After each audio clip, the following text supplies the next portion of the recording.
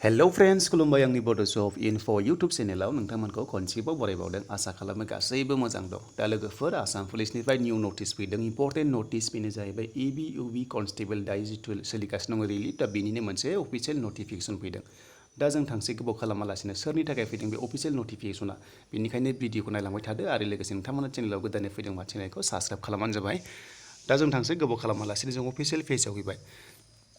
जेब्ला नोंथांमोना थांगोन अफिसियेल पेजआव अब्ला नैबेबादि मोनखागोन इन्टारफेस बेखौ बयबो मिथिखागौ दा बेहा फैनानै नायदो नोंथांमोना आपडेटआव नोंथांमोना नुनो मोनो आपडेटआवहाय दा नैबे जाबाय लोगोफोर मोनसे आपडेटआ जाहैबाय नैबे directorate of employment and craftsmen training Assam बिनि अनलाइन एप्लाइ सोलिगासिनो दङ बिनि लिंकखौ आं गाहायाव होना होबाय बेखौ माबोरै एप्लाइ खालामनांगौ आं अनलाइन प्रसेसखौ होखाबाय सिगांनि भिडिअ नोंथांमोना नायनो हागोन दा जों बेखौ दोनथ'दिनि जों दायो थांसै लोगोफोर जोङो नटिसखौ नायनोसै लोगोफोर नैबे नटिसआ जाहैबाय जोंहा डिब्रुगड़ डिस्ट्रिक्टनि थाखाय फैदों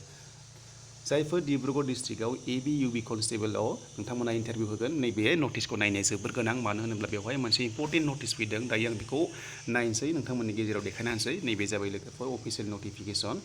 दा बेवहाय होनो लोगोफोर अफिसियेल नटिफिकेसनाव माने सिगांनि जानो गोनां एबा जाबाय थानाय फिल्डखौहाय चेन्ज खालामना होनाय जादों लोगोफोर सिगांनि जिथु रिजार्भआव जादोंमोन नैबे रिलिया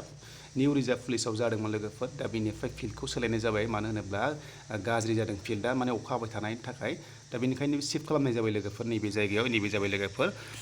मनकटा फुजा फिल्ड थ' बेवहाय लांनाय जाबाय होनना बुंदों लोगोफोर थ' नोंथांमोना नैबे रिजार्भ नोंथांमोना नैबे पुलिस रिजार्भआवहाय फिल्डआव थांनांला बेनिखायनो नोंथांमोना नैबे मनकटा फुजा फिल्डआवसो थांनांसिगोन लोगोफोर थ' बेवहायसो माने रिलिया जासिगोन दा बेनिखायनो नोंथांमोना जुदि सोरबाफोर डिब्रुगड़ डिस्ट्रिक्टनिफ्राय दङब्ला थ' नोंथांमोना नैबे होनाय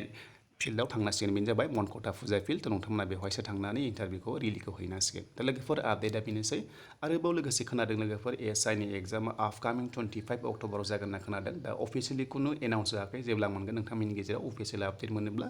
नोंथांमोननि थाखाय आङो भिडिअ खालामनानै आपडेटखौ होगोन थ' लोगोफोर आं भिडिअखौ बेवहायनो दोनथ'बाय